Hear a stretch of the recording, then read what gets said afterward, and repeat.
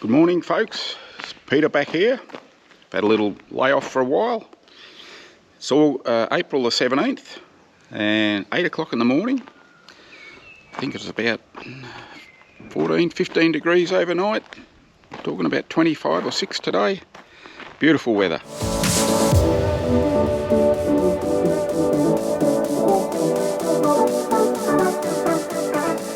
My little project, or I have a few little projects, but one of them at the moment is that's the tractor and trailer that we bought at a clearing sale there some weeks ago.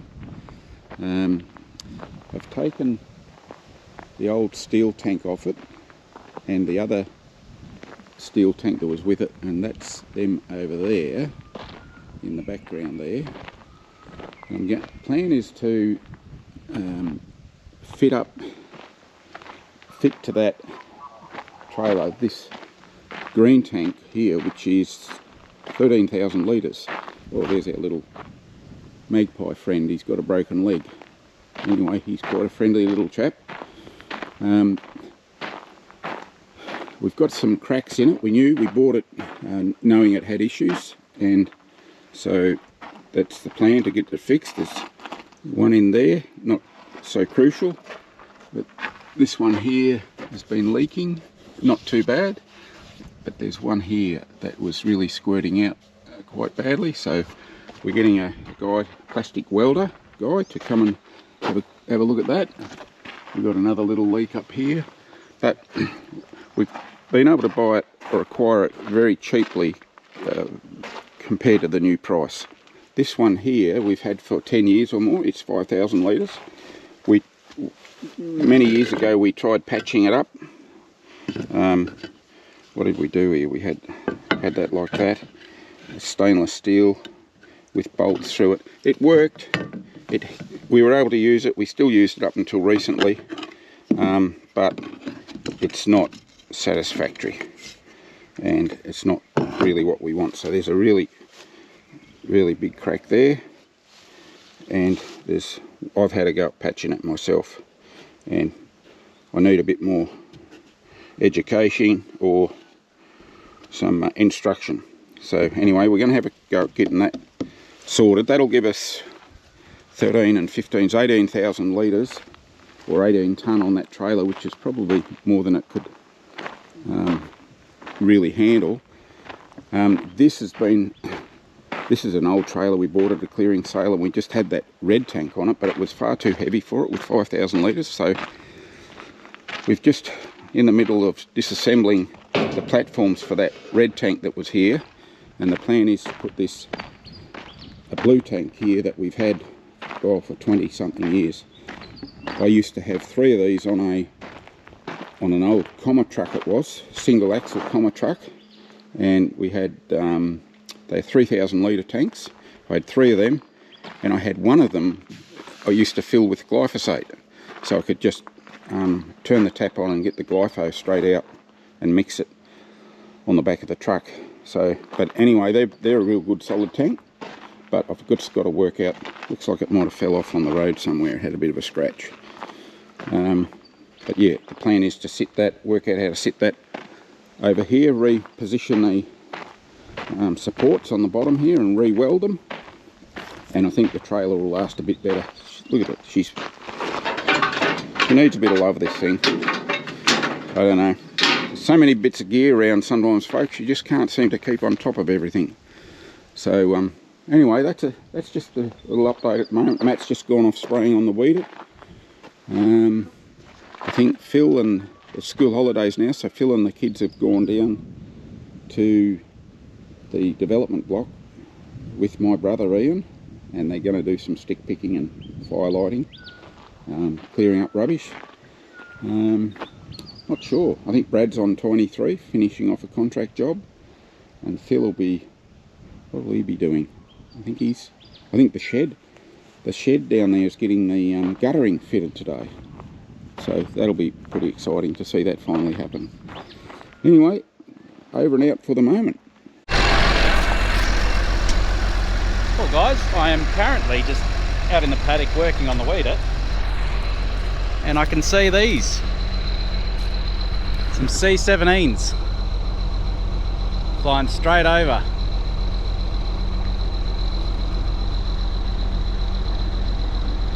How cool is that?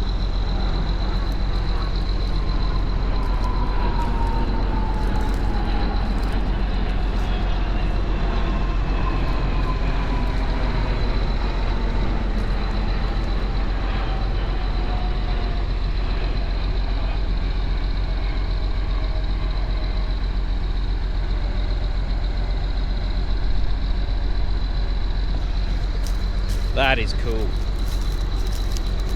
Little story time.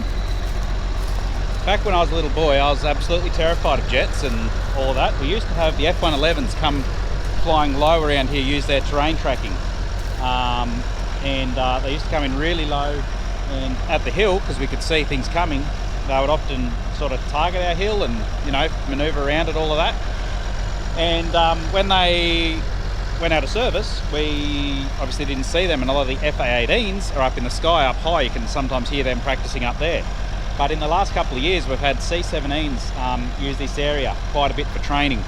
And Brad and I were actually up at the hill working on one of the D-11s, and one came, I don't know, would have been within 500 metres, probably lower than that. And yeah, it banked right around us as we're on top of the hill, and that was very cool. But that's a bit of excitement for the day.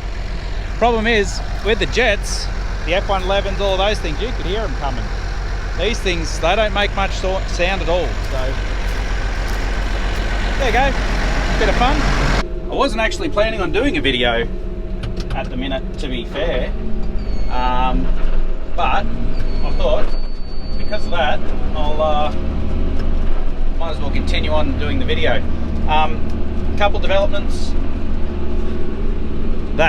There's a code flashing again. Some might remember we just replaced, actually I don't know if I did update it, I might have mentioned it. We had a problem with injector number 5. We actually replaced that. All's good, and about 30 hours later, injector number 3 looks like it's gone. So I double checked. I thought we reconditioned, and I did say that we'd reconditioned the injectors 3 years ago, 2-3 years ago, but we actually bought new ones. We replaced them, we didn't recondition them. So they were actually brand new injectors, which yeah, they should last more than what, 2-3 years or 2,000 hours they've probably done.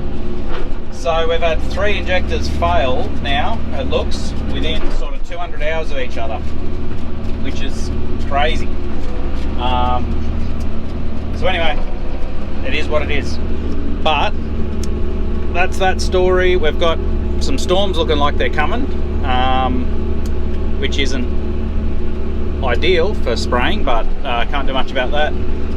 This, where I'm at here, is one of the main farms where, this is where Brad's house is. We've got the cotton just over there, and this is where the cotton will probably be going this year. We'll be sowing cotton in here at the end of the year, so that is the plan. Well folks, I'm back again, Peter. Friday morning, 8 o'clock. We've had about 25 mil of rain in the last couple of days. Heavy fog this morning. Beautiful now, the sun's come up, fog's disappeared, or it's moving across to the west.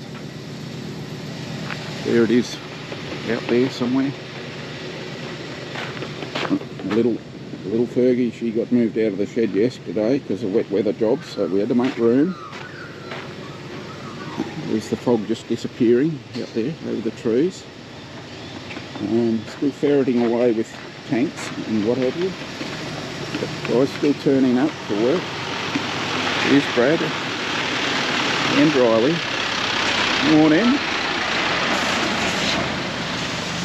Been just reinforcing the trailer, putting a couple of 6x2 2mm steel as a platform for the feet for this tank, and then I'm going to weld some attachments down here so I can put some straps over, ratchet straps, because there's no provision for mounting on the bottom here, but I might even just put some little bits of plate here just to hold it, stop it moving around. Riley, good morning.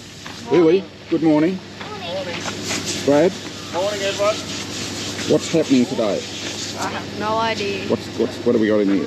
Tea. Tea. And Lily, what do you got planned for today? Monday. You're just going to help out? Yeah. All right. And what are you going to do, mate? All the jobs for Nan? That's what I do. That'd just be a bit of a nuisance to everyone. My job's helping Nan. Yeah, righto. Well, she could use a bit of that.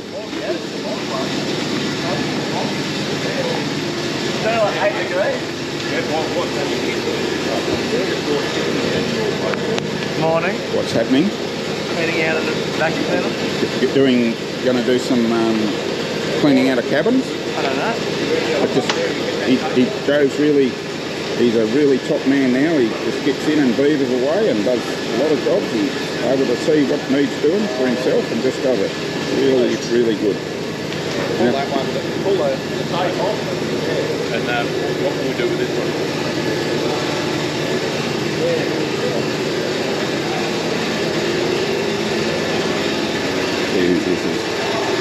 What's happening this morning, Matt?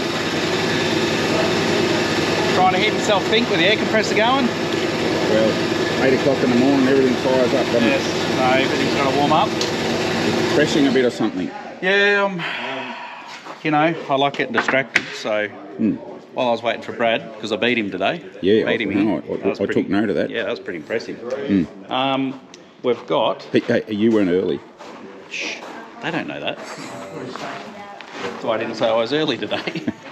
Oh, right. So while I was waiting for Brad, we're still working on your second vehicle, setting that up. Because we're setting this vehicle up to do a little camping or caravanning trip. Big one. Up to the central and northern Australia. And rather than use our MUX, which doesn't... Come load in some red dust. They don't tow well. You can't lock them in manual range and tow with them. Like, they keep wanting to change gears all the time. And this one's brilliant. You can lock it in manual and leave it in cruise control, and it'll hold. You know, it's good. So they've lost something out of the newer vehicles that these ones had. Yeah. So it's but no. So Brad's doing a bit of his, you know, little brackets here, there, everywhere, kind of thing.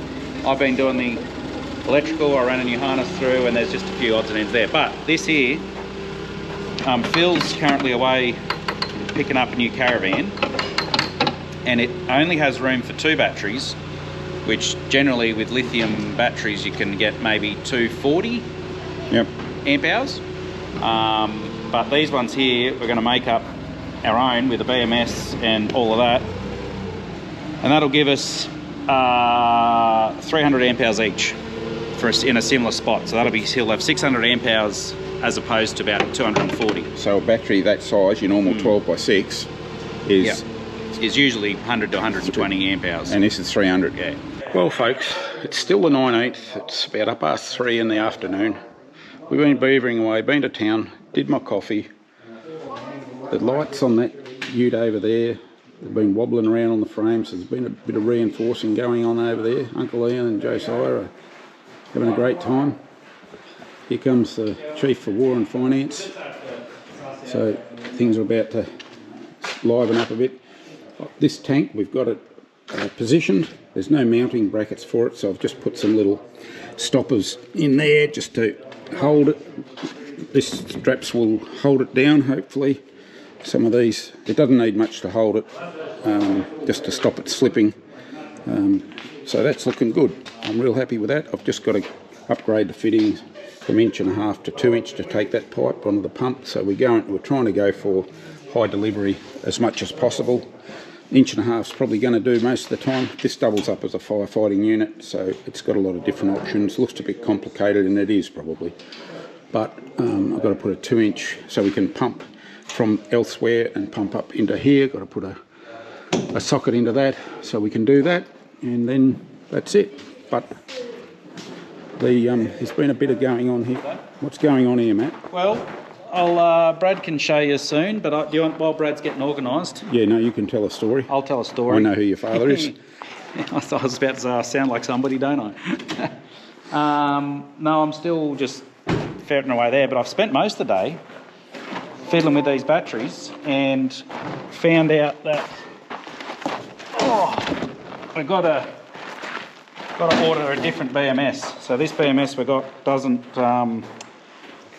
do 12 volt. So yeah, What, we've got 24, is it? Well, this one's I think might be 24 to 48 volt or something. But yeah, because obviously there's a lot of it in Chinese, it's a bit hard to tell what's going on. But anyway, so that's all fine. I did wire it all up, couldn't get it to work, but that's basically what it'll look like when it's done. I've got them all strapped together. Yep. And yeah, so And the how do nut sits. You need a really good contact between here and these terminals. How do they button up? They just lug will go, yeah, screw up to the bottom of that. So the end product will be, if I get this right, that'll go down like that. So that sits down there like that, and then that'll screw to here. And I just got to extend those wires. That'll then go to screw into the bottom of there, and that'll all sit there like that. And then you've got a battery. Yeah, right. And that's one, and this one's going to be the same as. Yeah. So there'll be two, and they'll 300 amp hours each. So And that's. Do you want to explain what happened to one of the cells? I think we'll be alright. I think it's in this one. Editor's choice. I think it's in this one. Oh, I kind of dropped one. That one there. It hasn't punctured it, damaged it. It's still reading fine voltage wise. There's a good chance it's still okay, but I'm going to run quite a few tests to make sure. So I'll discharge it, charge it, make sure there's no hot spots. Yeah, maybe someone out there might just know what sort of is behind that, you know, whether it's an air gap or... Yeah, what sort of protection. It's like an aluminium casing, I'm imagining, but I haven't pulled one apart, so... and you'd rather not at this moment? No, there's a lot of energy in these to be pulling them apart. I mean, we can just get another cell to be on the safe side, but I'll do a few tests on that at a later date. But anyway... This is the real world, isn't it? Stuff happens. Yes. Yeah, I've been clumsy and I drop stuff. So, now Brad's... I'll show you. Brad might Right. be. Brad's too preoccupied. He's too self-conscious. So after putting the reverse camera upside down, he's got that all sorted. So now we can see the toe ball. Can you see the toe ball from there? From in the camera, I'll show you. Yeah. Oh, actually, I haven't got it finished wired up. And then we've got this in here. These were on special in town for like $100, which is ridiculously cheap. They're like half price. And we figured just put that in there, and that'll give us all different options going forward. It's got a couple of Anderson plugs under there. You got your fuses here for your cigarette sockets and everything. So it's just all there ready to go. We've got the power cords running into there. And is there some for charging your phone under there too? Yeah, so you got USB there. Yep. And is that actually your voltage on the right there? Yeah, once we plug it in.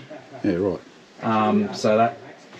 Yeah, so there'll be a bit of modifying, but yeah, all the bones are there to do whatever we want. And what's our maximum amps we can draw off all of those at the one time? Well, the wiring I've put there is going to be able to do probably 100 amps, but righto.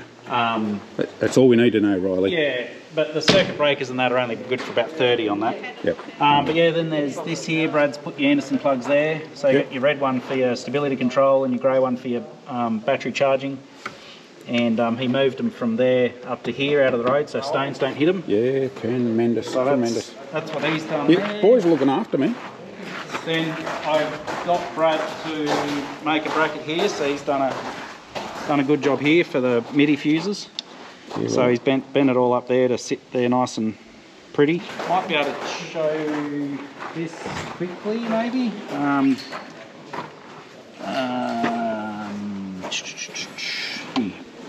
Bit of hot wiring going on. Yeah, I'll do a quick little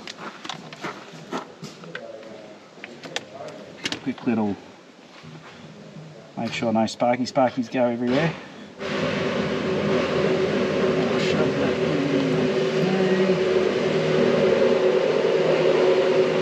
Keys.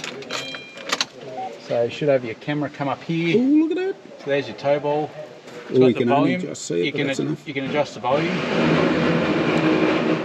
Is that so I can hear your mother at 100 metres? Yeah, exactly. No, it's for when when she's guiding you and she's saying stop, stop, you can't say, I didn't hear you. Yeah, no. Well, So, and then when we got your plug for your van at the back as well, I didn't show you, but when you got your van plugged in, you can just go to channel 2, which isn't, there's no van there yet. So you can have a look what's behind. What I'm currently doing now, just waiting on the switch, is making it so we can switch between reverse input, so it'll come on every time you hit reverse, and just manual on, so you can have a look going down the road if anyone's behind you in the van. well, normally in the other one, it was just on all the time. Yeah. So you can do that with this if you wanted. Yeah. So, yeah, anyway. Hello, Janice. Hello.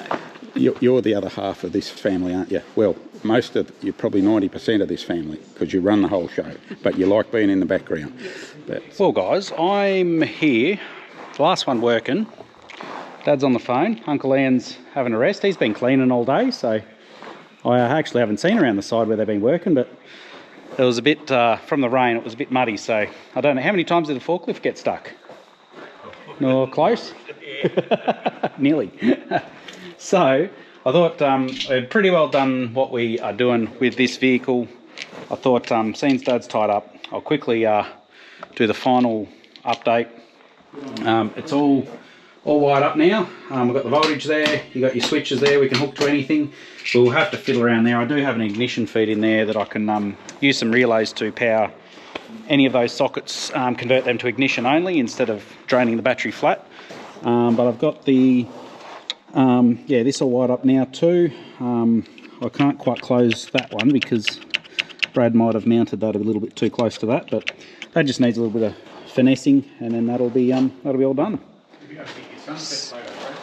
So, the sun's just setting. Where are we? There we go. Over there. I'm about ready to go home.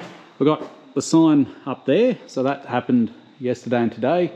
Some of the kids that aren't obviously at school holidays, so they helped put that up. That's pretty well. I think we're all up to date. So, we'll leave it there, guys. Thanks for watching, and we'll catch you in the next one.